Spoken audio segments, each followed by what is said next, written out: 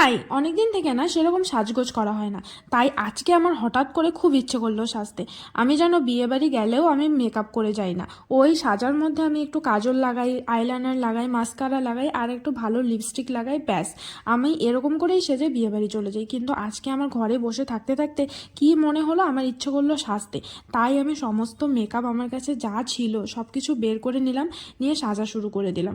আর আমি দুটো ফাউন্ডেশন এখানে মিক্স করে আমি লাগিয়েছি, কারণ আমার কাছে একটা বেশি ফর্সা ছিল, মানে আমার স্কিন টোনের থেকে আর একটা বেশি কালো।